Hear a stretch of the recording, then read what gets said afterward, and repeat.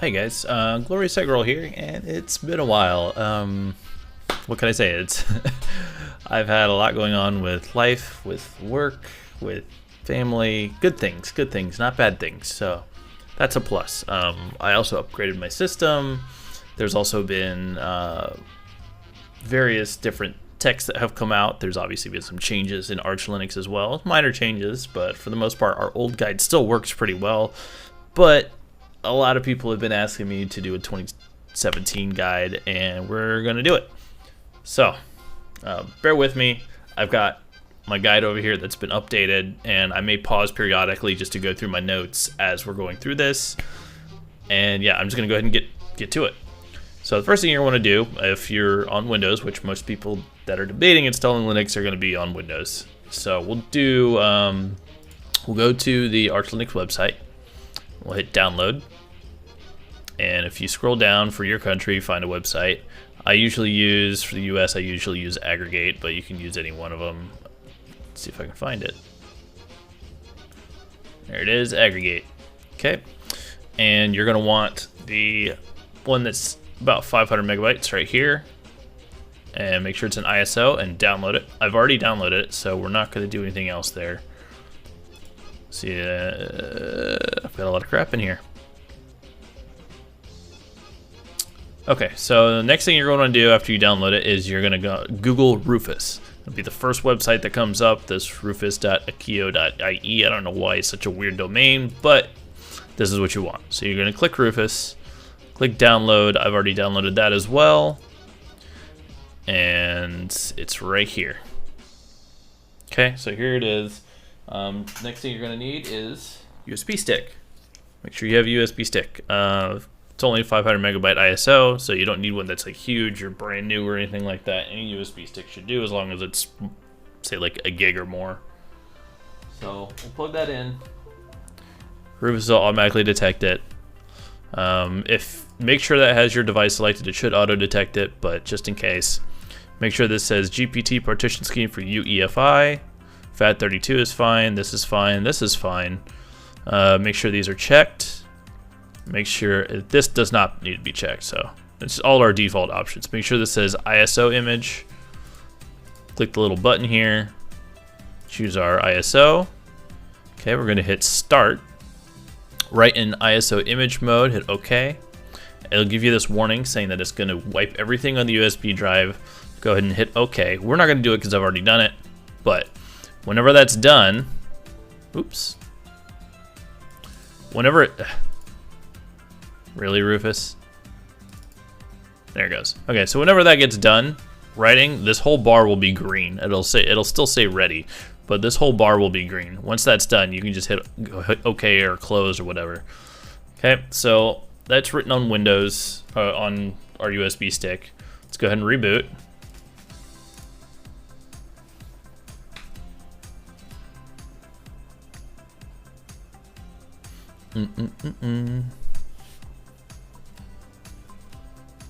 Okay, and we're going to want to get into our BIOS here. Most modern BIOSes have usually delete key works. Sometimes it's F2, sometimes it's F1. Mine is delete or F1, I believe. I always use delete because it's just been, delete has been like a default key for BIOS access for years. So wait for this to boot up, and there it goes. There we go. We're in our BIOS. Yay! Now, here's the fun part. As you can see, I have upgraded my system. I've got a Ryzen 7 1700X that's overclocked to 3.9, and yes, it's stable. And it's at 2933 DDR speed for DDR4, but our RAM is actually rated at 3200, but Ryzen default speeds, I think the top is 2600, so even then we've got a solid overclock. Now this board it's okay. It's a good entry-level board. It's about 100 bucks, but I am actually going to be returning it because it's got some quirks in it that I don't quite like physically as far as positioning goes. And I may or may not do a video on that and go over it and tell you why I'm returning it. But as far as if you want just a minimum basic board for Ryzen that works, this is fine. But yeah, maybe I'll do another video on that. For now, let's go ahead and jump into what we need to do. We'll go to our settings. We'll go to boot. Now, if you don't see these options, you want to make sure that you're in advanced mode. This is how it usually boots up in easy mode. Your BIOS may look different. They tend to look different for a lot of other people depending on what manufacturer makes their BIOS. But yeah, we'll go to settings, go to boot, boot mode select. Now, some people can choose your boot selection. Some people can, may only be legacy. Some may only have UEFI. Some may have legacy and or UEFI. For my options, I only have UEFI. We're gonna change our boot option here just in case. If you have this boot option, you can choose your UEFI USB key. I'm not gonna do that because my system also has an F11 key that I can hit when it's booting, and it'll let me choose which drive I want to boot from, like on the fly rather than messing with my boot order. Okay, now if you don't have that option, you can go in here and set your USB key first. Like I said, I don't need to do that though. If you have, like, say you have a Windows, like you have a Windows hard drive and you have a Linux hard drive as well, and you want to, say, boot from the Linux hard drive by default, you would then go down here. It's different for different motherboards, but ideally they work the same. For mine, I would go here, and obviously this is a Linux install on another drive that I already have, so that's my default boot drive. But you can choose Windows as well if you need to, or whatever your new one is after it's installed. But for now, we just need to make sure that we can either boot to our USB key either through here or through our quick boot menu, and that boot mode is UEFI mode. So let's do that. We'll go ahead and hit restart. We're going to spam the F11 key so that I can boot into the USB stick.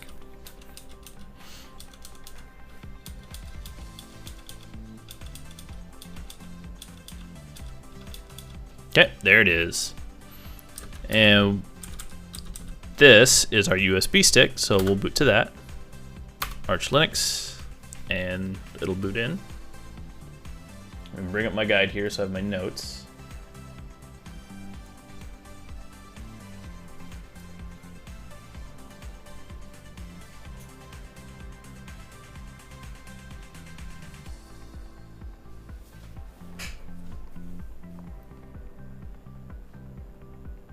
Move this down. Okay, so we're booted in the USB stick. First thing we're going to want to do is make sure our internet's working. You will need to be hardwired for this. I have a separate video for Wi-Fi. If you need Wi-Fi, you will have to tackle that after you've already installed and booted into the system.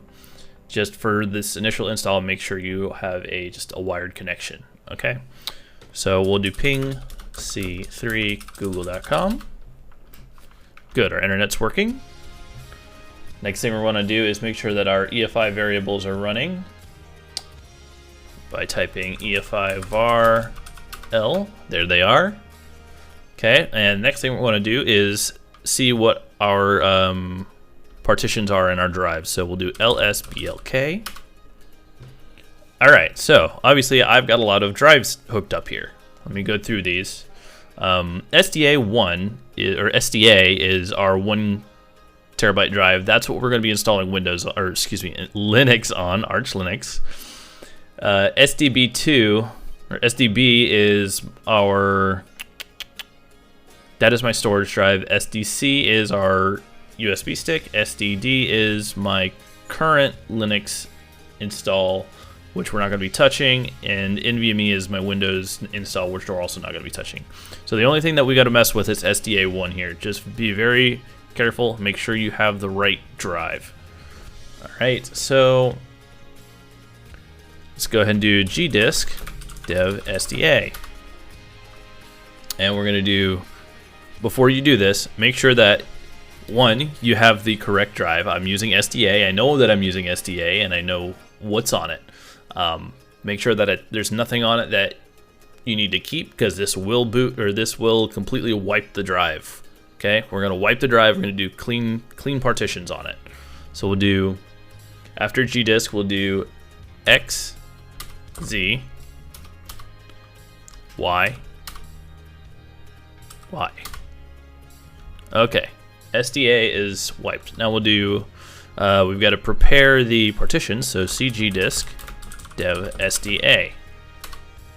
Hit enter. Okay, we got to do our boot partition first. We'll do the first sector is fine. Second sector, or size in sectors, is going to be 1024 MIB. This is 1 gigabyte. Some people can make it smaller. I like to have a little bit of breathing room for it in case I have multiple kernels or things like that I like to interchange. Okay, so we'll do that. Hex code for the boot drive is going to be, if I remember it, it's EF00. EF00. Now, a lot of older drives or older guides will say to use EF02. That's for booting through BIOS. You're not going to be able to boot through EFI if you set it as EF02. So you want to make sure that you have EF00. Okay, so we'll do that. Partition name is going to be boot. And next thing we're going to do is make our swap. This is another thing that I've corrected since my previous guide. I was still kind of learning about swap. I have a big, like 1 or 2 paragraphs regarding swap on my guide. Ideally, you want to make it 1.5 times the amount of RAM that you have, but obviously if you have like 16 gigs of RAM or 32 gigs of RAM, that's going to be way too much. If you have like 4 gigs of RAM, you would make it like 8, okay? And that's putting it 2 times. But if you have like 16 or something, I wouldn't put it any higher than 8. So I'm just going to do 8 gigs of RAM. Some people even may say that's overkill, but I like to have at least a little bit of swap space. So first sector is fine. Size in sectors 8 GIB. Hex code for swap is 8200. And we'll name it swap. And the last one is going to be the remainder of the space, which is going to be for our root. Hex code for that is going to be, if I remember it, I think if we just hit enter, it should do it by default. Scrolling through my notes here just to be clear. Yeah, so we can just hit enter on that, and we'll name that root. There we go. Okay, so we'll write that out. Yes. Okay, and we'll go ahead and get out of here.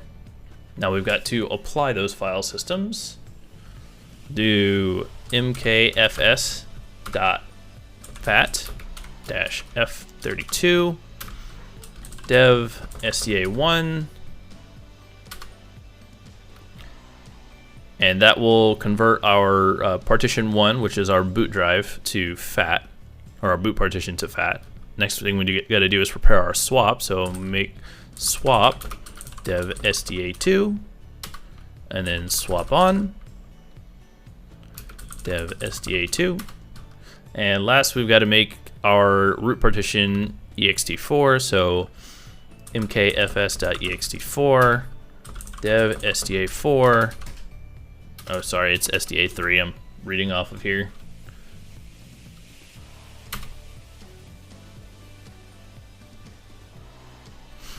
I had, on my guide, I have 2 different versions. One has just root, and then one has a separate second partition for your home folder.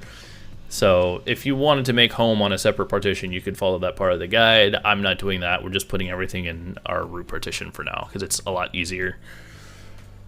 Okay, so now we've got to mount those drives. So we'll mount dev sda3 to mount. This will be our root. Okay, and then we'll do mount dev sda1 mount. Oh, we might actually have to make directory mount boot. Okay, so before you mount anything, you have to make a directory for it. And so what we just did there was we took partition 3 on our disk and mounted it to the mount folder, which is a default folder that's already on our USB stick by default. Okay, so we mounted it there, and then once we mounted it there, we created a boot folder inside that partition. And the reason we're going to do that is because now we're going to do mount dev sda1 mount boot. Okay, so what that just did is we mounted our root folder, or our root partition, to the mount folder. We created a boot folder inside our mount partition, and then we mounted our boot partition inside that boot folder in the in our root partition. That sounds like a lot, but the reason we do that is so that when we install the file system, it installs all of the files in the proper place, and the boot partition files get installed on the boot partition rather than in a boot folder that is not on the boot partition. Because if we didn't mount the boot partition, we would have the files, but they wouldn't be in the boot partition, which we need in order to boot. So just a little explanation on that. Hopefully people can grasp it. Shouldn't be that too difficult. I'm probably going way too much into it, but that's okay. The next thing we're going to do is we've got to make our home direct. No, we don't need to do that. That'll be generated automatically. We'll do cp pacman. We've got to prepare our pacman mirror list. Pacman d / mirror list. So pacman d / mirror list dot back. Okay, so what that did is we just copied our pacman mirror list to a backup, and we're going to organize it. So we need to do sed I s server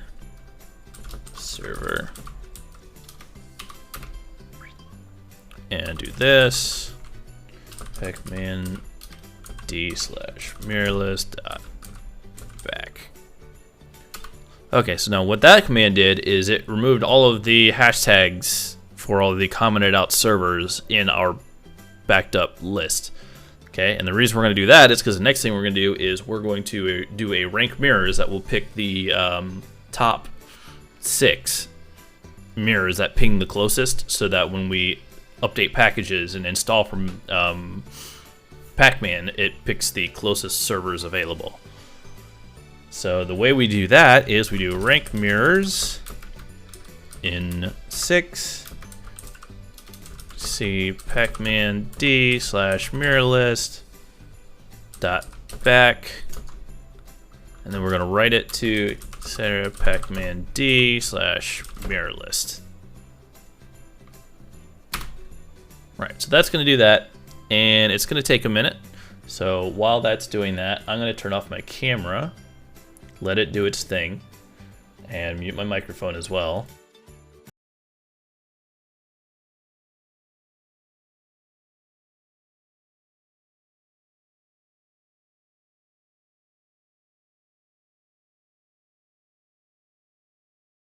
Take quite a minute because what it's doing is it's going through the mirror list and basically pinging every single server in the list to find out which ones are the closest or which ones have the shortest or smallest ping, and then it's going to pick the top 6 out of that list and enable them in a new list, and that new list will be our default.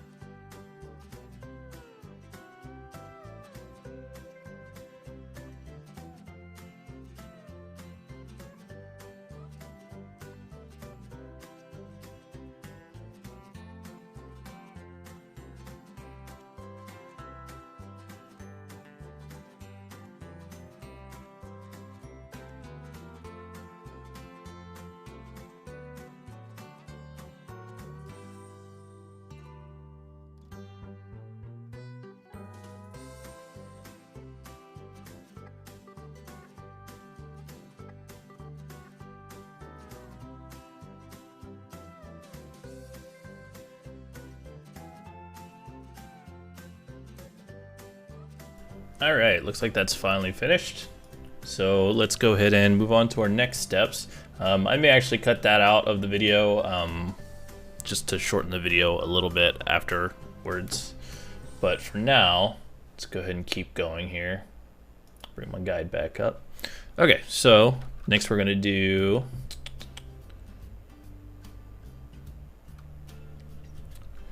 we're gonna install the base system. So we'll do pacstrap I mount, which is where our root partition is, base, and base devel. And that should install all of our base packages.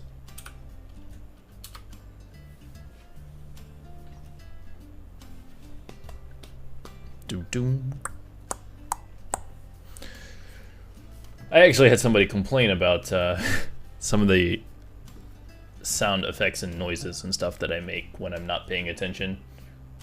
And yeah, well, some I do. It's just one of my quirks. Everybody's got them. But yeah, so we're waiting on this to install. This shouldn't take too long, depending on what your internet connection is. You want to make sure you have like a halfway decent connection. It doesn't, like I said, it doesn't take too long, but it is quite a bit of packages.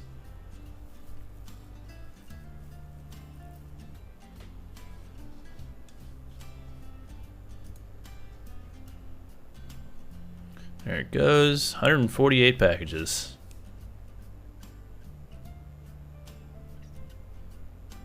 Almost there.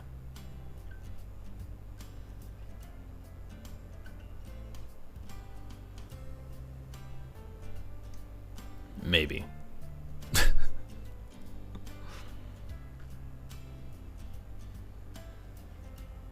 Okay, there we go. That is installed. Next thing we're going to do is we're going to generate our fstab file. So gen fstab u p onto the mount, and then we're going to do mount etc fstab. Okay. Now we're going to double check it. So nano etc mount etc fstab. All right, so we've got everything here. Double check, make sure it's there. Make sure we have an entry for swap, which is there. Okay, and that should be it for that. So we'll go ahead and write this out.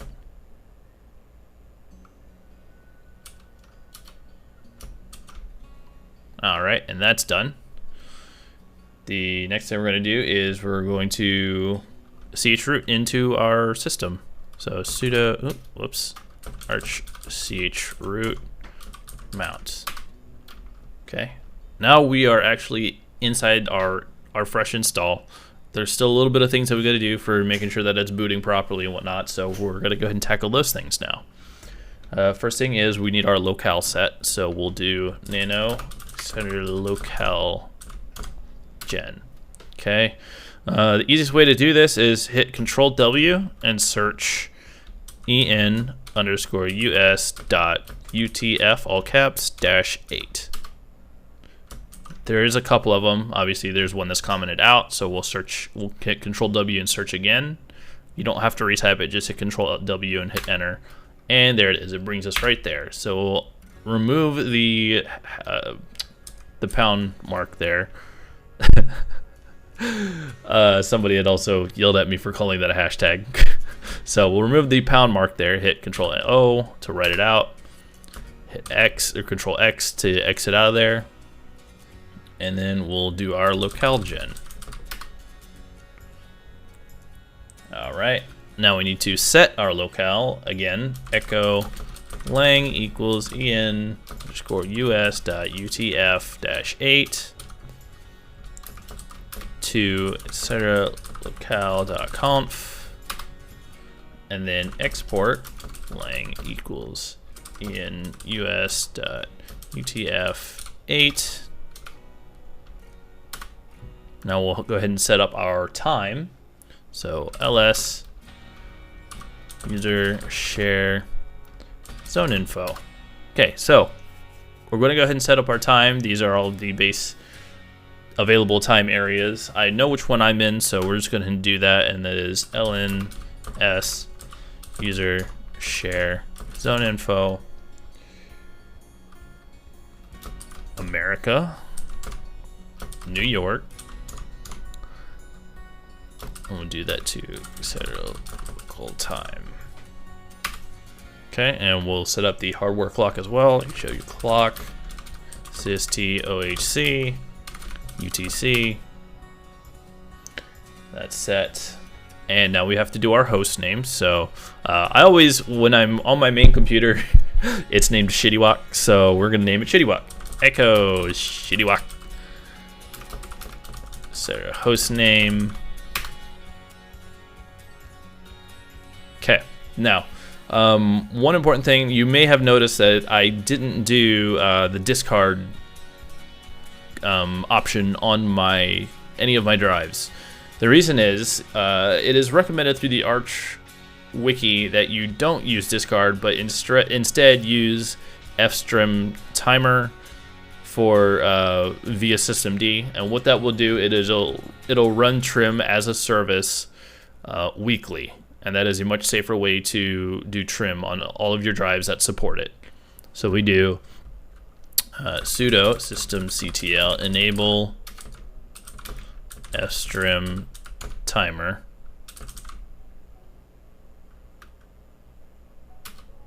sudo systemctl. Now, I want to double check that because I don't know if you need to install that beforehand. So sudo pacman. I don't believe it's a prereq, but just in case. Okay, I just want to double check there. And so now we're gonna do. Now, once that's done, which we've done, we need to set up access to the Arch user repository. The Arch user repository is an Arch publicly managed user repository with people managing packages for all different kinds of software that runs on various different Linux distributions. And what these people have done is they have created and maintained packages for those to be installed on Arch. So let's do that. Sudo nano setup pacman.conf. Scroll down here. Arch Linux. Oh, whoops. We'll go all the way down to the bottom here. Okay, and we need to add an entry for it, so we'll do Arch Linux fr. We'll do sig level equals never server equals http repo.arch linux.fr arch. Oh, somebody else asked me why the repo was in a .fr domain. I don't know. I don't know, but it works perfectly fine. That's just the same one that I've used for years. Never had any problem with it. Okay, we'll write that out. And now we'll do update. Sudo pacman sy. Make sure that is up to date.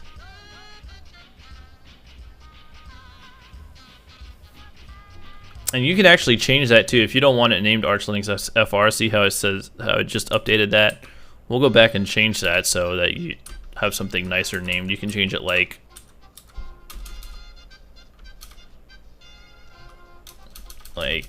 AUR and then update. Oh, I guess it has to be the domain name. I thought you might be able to do it like that, but apparently not. I don't know. I've never messed with it, so we'll just keep it at Arch Linux FR. It's the easiest way. Easiest and safest way. Oh, let's go back here too, because while we're there, we're also going to want to enable multi-lib so that we can run 32-bit libraries and 32-bit applications. So uncomment these two. And then Control O, write that out. And now we'll update again. There it goes. Next thing is we're going to set up a root password. So type in passwd, type in a password here. There's our root password. Now we've got to add a normal user. Obviously we're hardly ever going to log in as root ever. Most of the commands that we're going to do are going to be through sudo. Once your user is set up, you literally should hardly ever have to touch or mess with root. So let's go ahead and add our user. We'll do user add mg users capital G wheel storage power s bin bash, and my name is Glorious Egg Roll. Boop. Okay, now we're gonna set the password for that username. Glorious Egg Roll.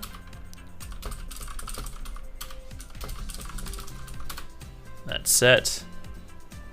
Now we're going to set up our sudoers, and so that that name can be used, or that name can use the sudo command. So editor equals nano by sudo. It'll bring us here. Control W, we'll type in %wheel, and there it is. We're gonna uncomment that.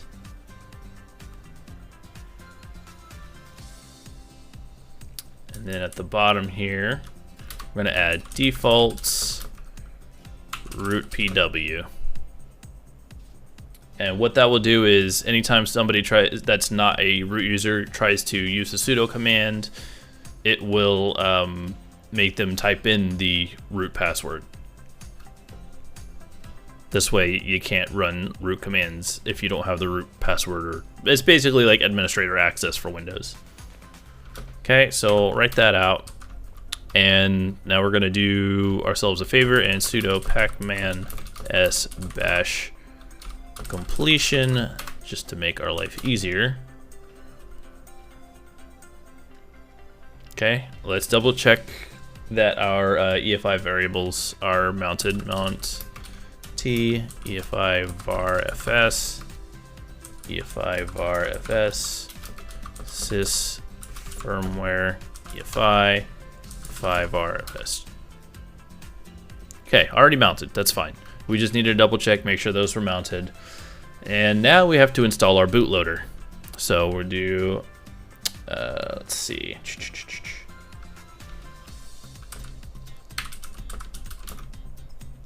Oh, first we have to do sudo pacman s bootctl. I don't know if it comes as a default package or not, but we're gonna find out. Okay, so it may come as a default package. So in that case, we don't need to do that. We just do bootctl install. It used to be that you had to install Gummy Boot. They've changed it since then, so now it's bootctl, which is part of systemd. So I'm assuming that it gets packaged with all of the default packages that we installed. Yes, there it is. Okay. Now we have to prepare our configuration file for our bootloader. So sudo nano bootloader entries arch.conf.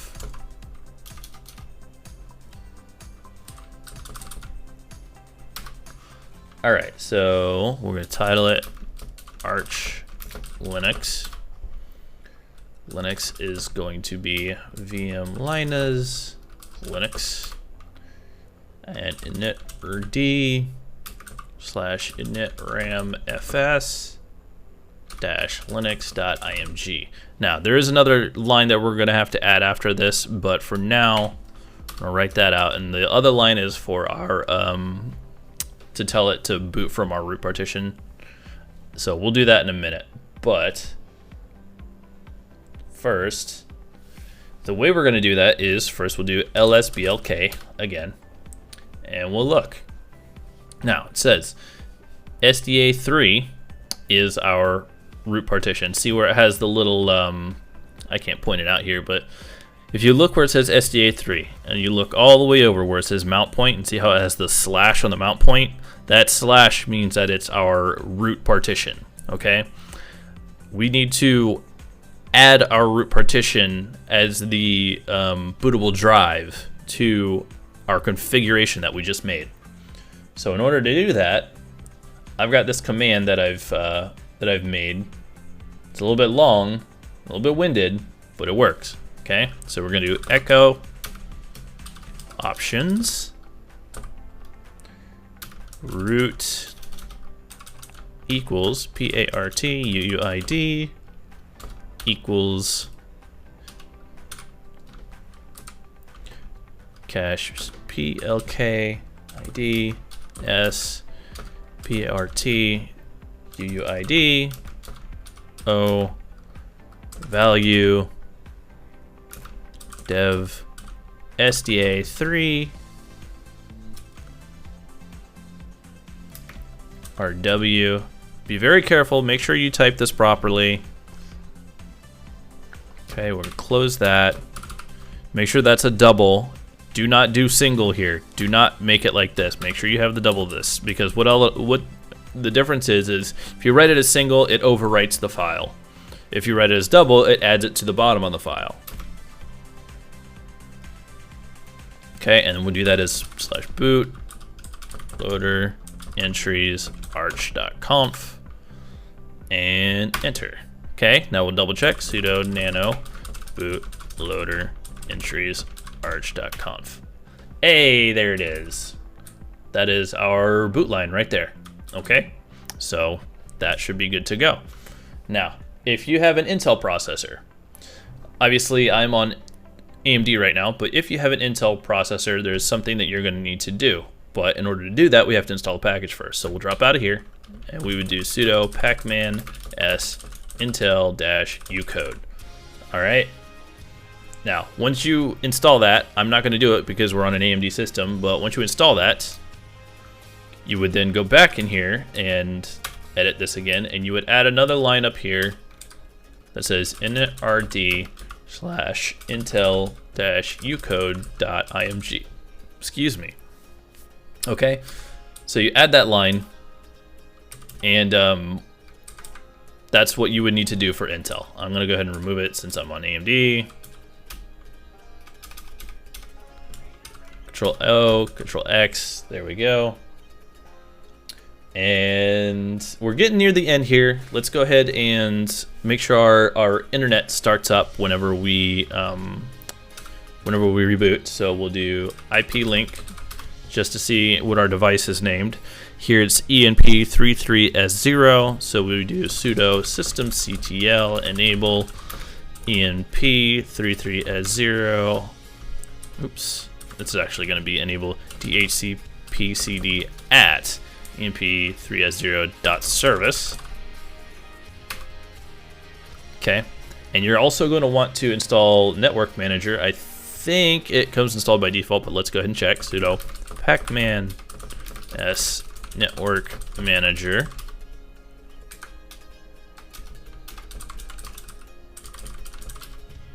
There it is. We'll hit yes.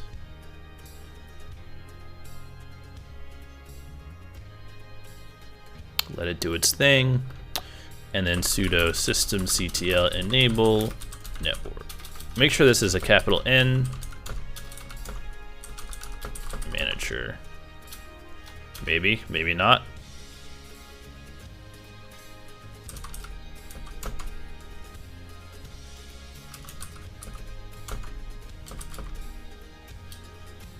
All right, I might have to double check on that. Maybe it's sudo systemctl enable. Should be this. Okay, maybe it's probably because bash completion hasn't taken place, but we'll double check. But yeah, again, that command is network manager. Network manager isn't necessary. All you really need for your main connection is DHCPCD, but network manager works with basically most desktop environments for seeing network status as like an icon in the corner. So that's why I added that. If you have problems with it for whatever reason, don't worry about it. You can skip network manager. Okay, we'll go ahead and skip down here. As far as this goes, we should be able to boot in. So let's go ahead and do that, and then we'll get into setting up our desktop environment. Okay, so we'll go to sudo. Oh, well, let's exit out of chroot here,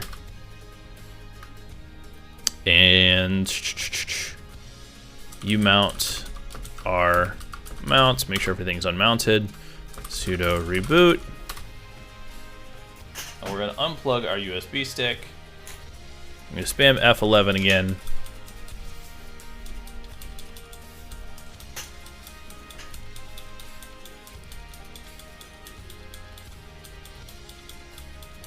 So that we can boot into it. All right, so Let's look here. Linux boot manager. There we are. There's our new Linux install. Let's see if it boots.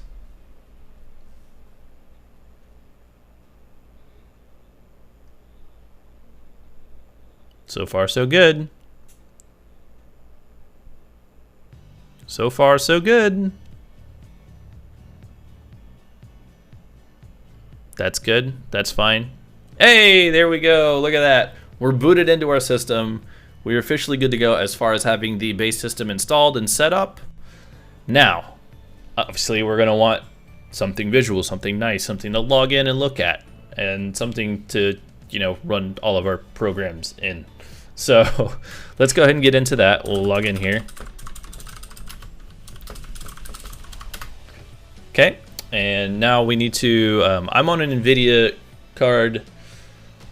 Unfortunately, I do not have an AMD card. I've been wanting to get my hands on an AMD card for quite a few years. Well, yeah, quite a few years, and I was waiting for Vega to see if I might be able to get Vega, because I'm currently running a 980 Ti, so there hasn't been much of a reason for me to upgrade up until now. I am working on a separate like 4K setup thing, which I'm going to need a better graphics card for, and I was hoping that Vega might be able to come through, but right now, even if I wanted to get Vega, the prices are ridiculous, and so I'm kind of waiting on that just to see what's going on with that.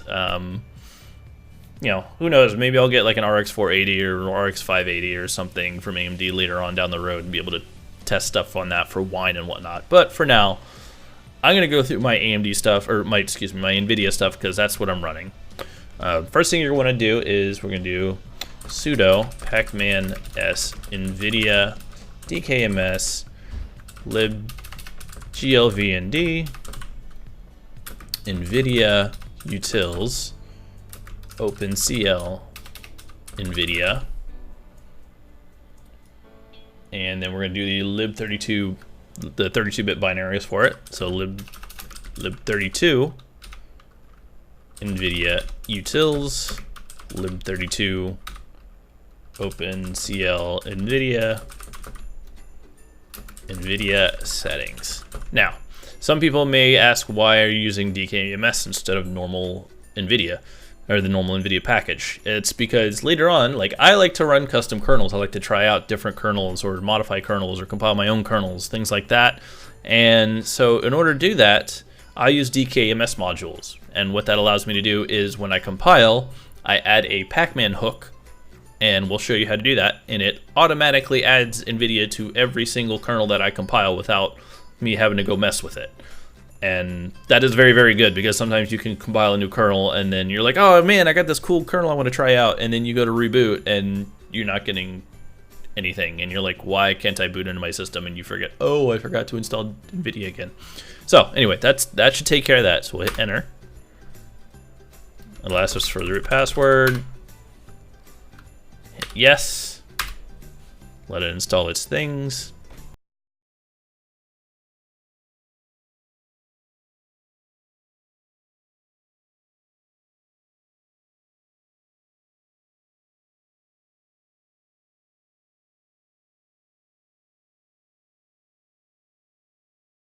Now, this is for Nvidia cards that are made within the last like 5 years or so. I mean, this works for cards going all the way back to like the 500 series, even the 400 series. If you have a card that's older than that, you are going to want to look on the Arch Wiki and see what's going on with your drivers, or which drivers you want.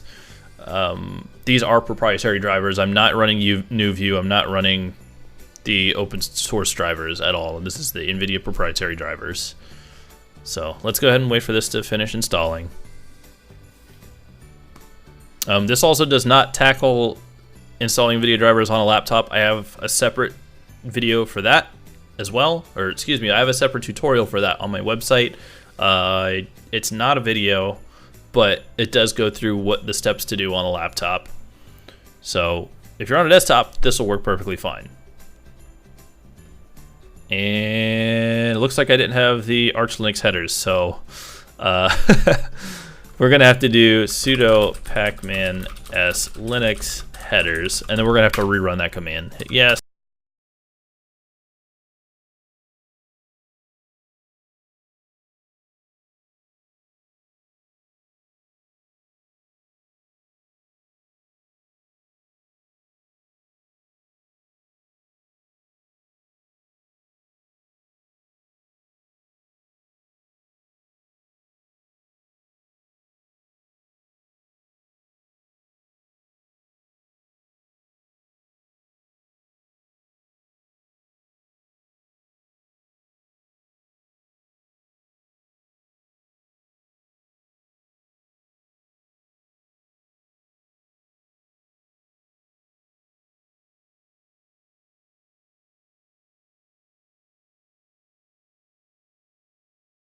All right, so that is installed. Now we have to, obviously, a new thing. I've been saying obviously a lot. I need to cut down on that. Anyway, in more recent years, DRM has become a bigger thing, and you're gonna want that if you want to go like watch things on Netflix or Amazon and things like that. You're gonna have to set up DRM. So we'll add the DRM module with sudo pacman s. Sudo nano cedra mk init cpio.conf. See, bash completion's working now. I'm able to hit tab and it auto completes. Okay, so we'll do that and we'll go down here to modules. Now I know I've been kind of going through this and going kind of fast. Please bear in mind you can go back and pause through or rewatch any part of the video that you need. Also, I'm making this as one big video. There's not split into 3 separate parts, so it's just one solid run through. Hopefully that helps. Also, I'm doing this in 1080p so that it's easier to read. So hopefully all of that helps. Modules, we're going to change this to Nvidia. Oh, I gotta get something to drink. Nvidia underscore mode set. Nvidia underscore UVM. Nvidia underscore DRM. Okay, write that out. Control X. Now we're going to do, we gotta add that as well to our bootloader entry. So sudo nano /bootloader entries arch.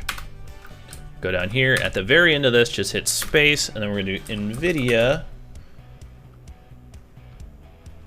-drm dot mode set equals 1. Okay, just double checking my notes here, make sure that's right. It should be correct. Control O, write out, Control X. And now we have to create the hook.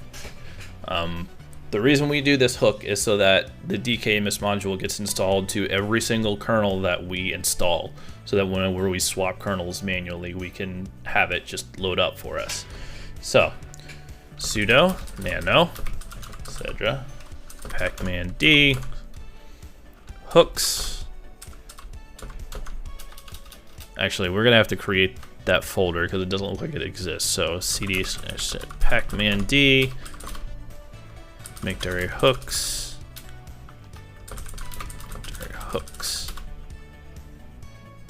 And see, hooks.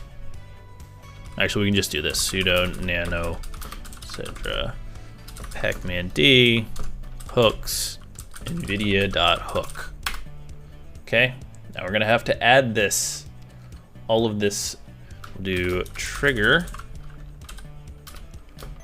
operation equals install operation equals upgrade operation equals remove type equals package target equals Nvidia. Do action depends equals mk init cpio.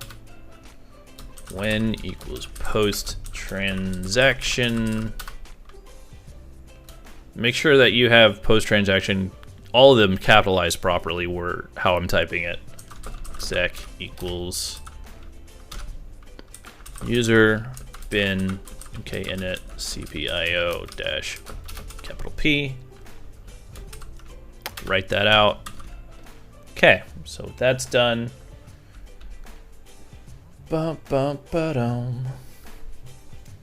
Now, that should be it for Nvidia, so let's go ahead and sudo reboot.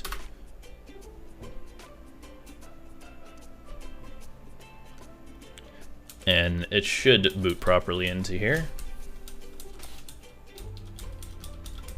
I'm gonna spam our F11 key so that we can choose our drive, because otherwise it'll boot us into like my other Linux drive. Okay.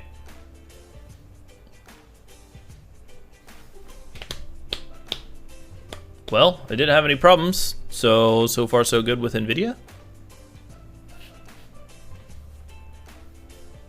All right. Roll 1.2. Do.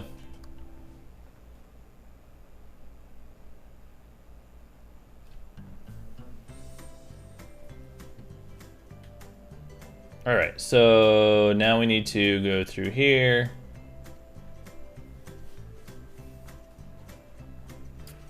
And we're gonna set up our desktop environment.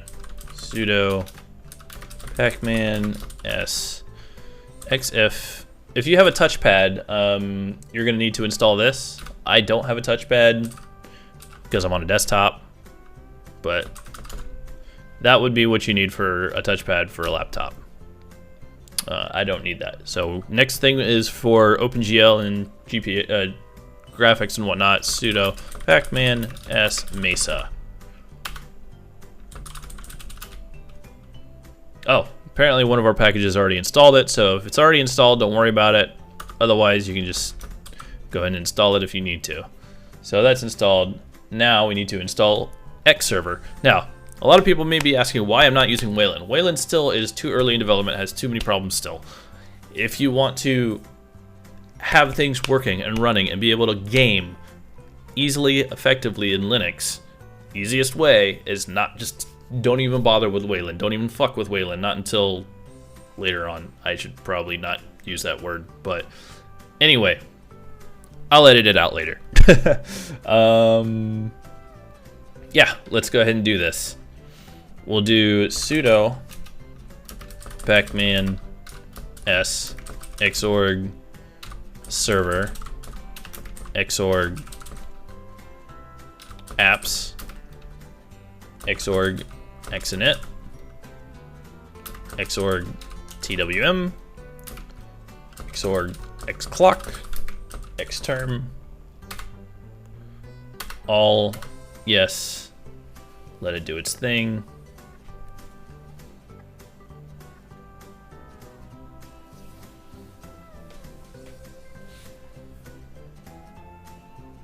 There we go. Now let's test it. We need to make sure it runs by typing start X. Hey, look at that. X is working. I'm gonna take a drink because I've been talking forever. Okay, so X is working. Yay, yay. Hit exit, or type exit, excuse me, and it'll drop us back on to our command. And we're gonna install our desktop environment. Some people like GNOME, some people like LXDE, some like XFCE. For beginners, I highly recommend just KDE. I actually use KDE not just because it looks nice and because it's easy, but also because the window management on it is amazing for gaming. Okay, and I'll go over that, but let's go ahead and install KDE. So sudo pacman s plasma, and we'll need the login manager, which is sddm, as recommended by the Arch Wiki. Hit all on those. For this one, I use VLC. I don't use Qt5 GStreamer, so this one we can just do lib264 and enter on all those.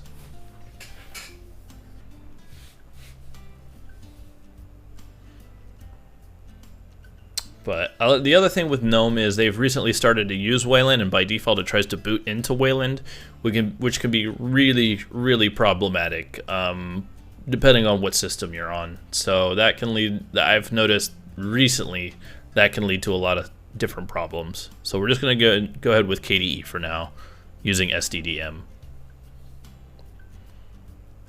And what I mean by that is SDDM is your login manager. So rather than seeing the black login screen that we have here when we first boot, it'll pop up with a visual, graphical login that we can just type our password in. And then once we log in through SDDM, it boots up our desktop environment, which is KDE Plasma. Let this do its thing. We're almost at the end here. I've got some tweaks that we'll have to do, but we're almost at the end. Rather than breaking this up into 3 different videos, I wanted to just go ahead and get one big video out of the way. People have been asking for this forever, and I've just been kind of sitting on it and waiting for a good time to do it, and it felt like a good time today. So I apologize that it's taken forever to get this video out, but I'm glad that I did, because there's been a lot of minor things that have changed here and there that I've had to tweak and update, and well, we were able to get through the install in one take. So far so good. I'm gonna knock on wood and pray that I don't have to do this all over again.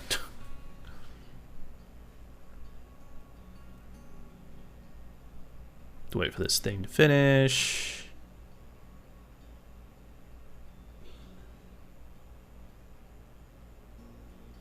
$279 packages, my God.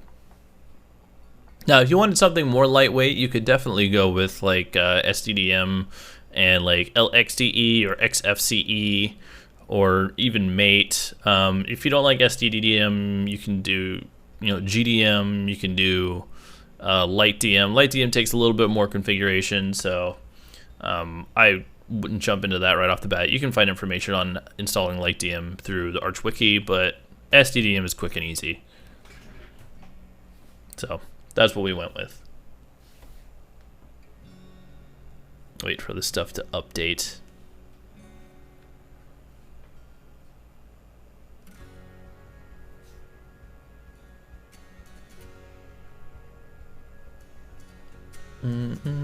All right, so now we need to enable them. Sudo systemctl enable SDDM service and sudo systemctl enable, and I believe it's no, I don't think we have to do anything for Plasma. Okay, so let's go ahead and reboot. And that should let us automatically boot into SDDM. Spam my F11 key so we don't boot into the wrong drive.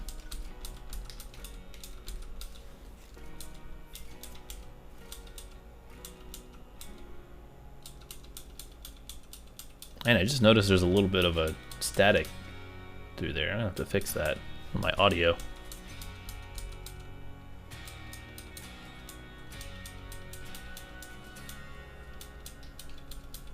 Come on. Waiting for it to reboot here.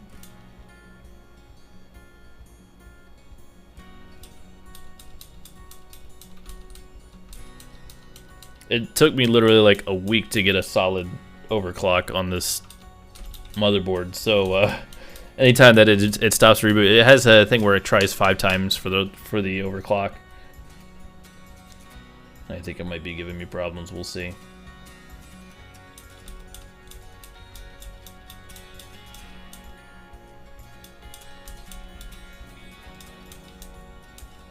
Maybe.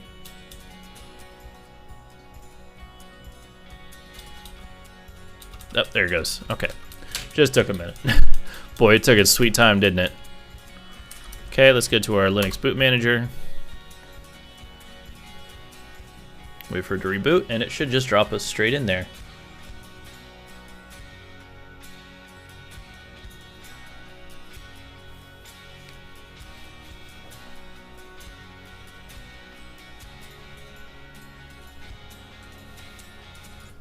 Hey, look at that.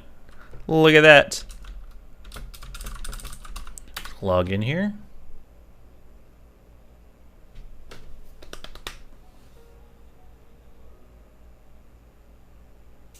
Like KDE do its thing while it's loading up.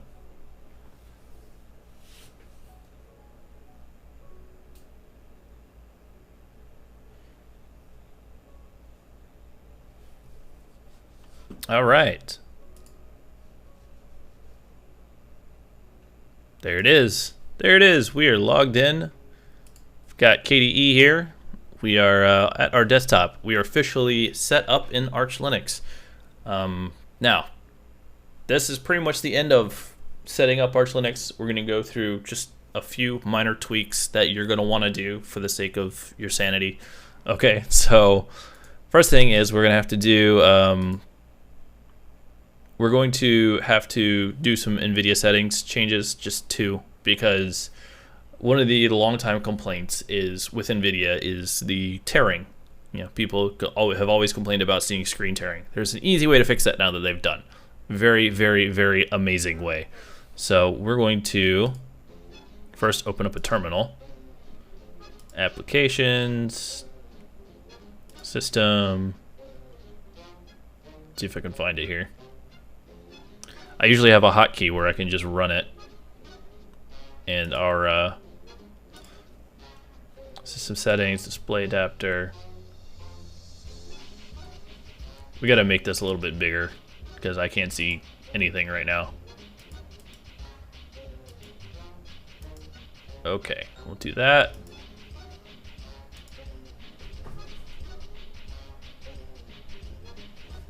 See if this will work. Terminal.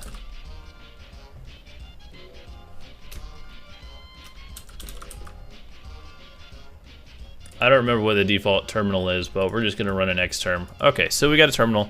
Let's run Nvidia, actually, sudo Nvidia settings. All right. Click here, X server display configuration, right here. Now, if you have multiple monitors, you're gonna wanna do this for each monitor. Click it, hit advanced down here. Force composition pipeline, check that. Force full composition pipeline, check that. Hit apply. Hit OK. Save to X configuration. If it doesn't have one, just type in etc x11 xorg.conf. Hit save.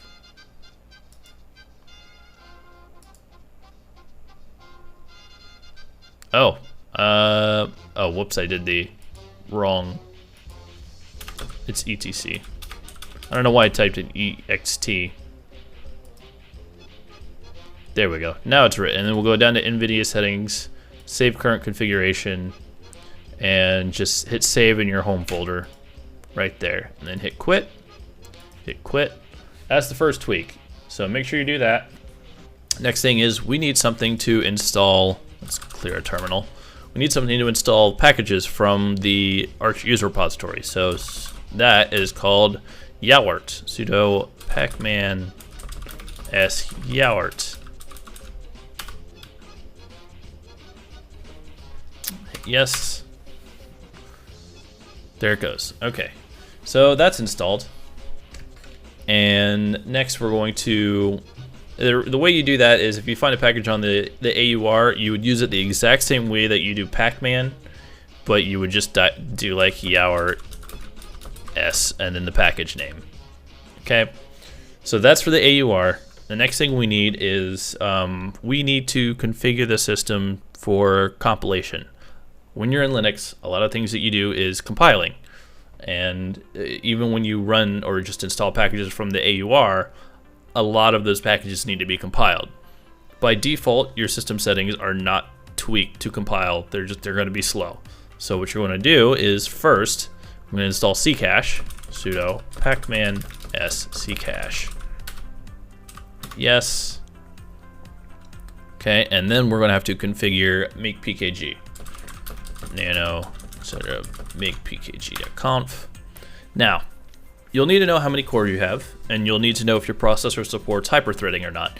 For example, if you have an older AMD FX 8350 processor, those processors are 8 cores, but they don't have SMT/hyperthreading. SMT is AMD's version of hyperthreading. Okay? Now, say you have something like an Intel i7 6700K, right? That's 4 cores, 8 threads. It counts your threads basically as your cores. So for your cores for any processor with hyperthreading, you're going to want to go with the amount of threads that you have. So for 4770K, you'd want to just say you have 8 cores. I'm on a Ryzen 7 1700X, which is 8 cores, 16 threads. So I'll have to configure my system as if it has 16 cores. Okay, so what we're going to do is we're going to go down here to search this file for make flags. Actually, we need to put look for build environment first. So Control W, caps lock build env. Find it again. Here we go. Now, we're gonna remove this exclamation mark in front of Ccache so that it's enabled. And then we're gonna hit Control W. And we're gonna search for make flags. Okay, here it is. We're gonna remove that. And we're gonna change this to where it says make flags J17 L lowercase l lowercase l 16. And what it is you want this dash J17 to be the amount of threads that you have plus 1, and L16 to be just the amount of threads that you have. Obviously, if you don't have hyperthreading or SMT, you're going to do it with your cores instead of your threads. So if you had an 8350, you would do J9 L8. Okay, so that's how you're going to set that up there. Hit Control O to write that out, Control X to exit. And now we have that will take care of those 4 making packages via pacman or via the RChoose repository or any package management or package compiling. If you say you go to download something like Nginx, which is a web server, right? And you want to compile Nginx from the source, and you just download the source code and you want to compile it yourself. Obviously, you're not going to be using make package for that.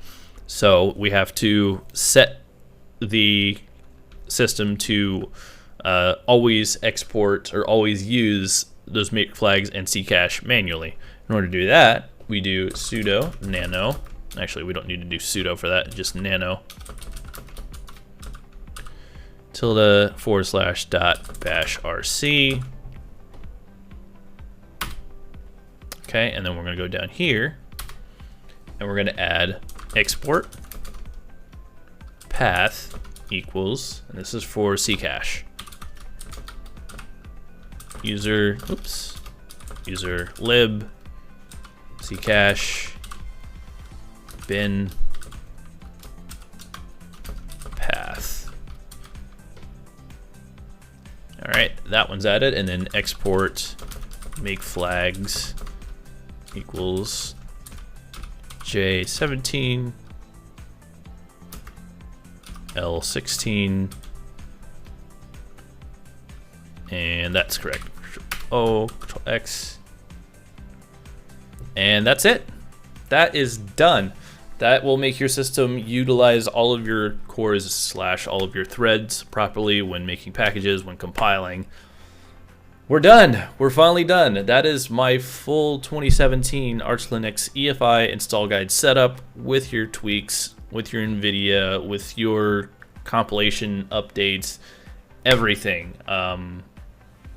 Hopefully this helps people get installed. I did, like I said, I did the whole video in one shoot. I did it at a bigger resolution. Hopefully it's easier for people to read. Hopefully I got rid of some of the quirks. Hopefully I caught all of the snags that I had in my previous videos, and yeah, that's it. I don't know what else to say. Hope it works good. All right, I'll see you guys next time. Bye-bye.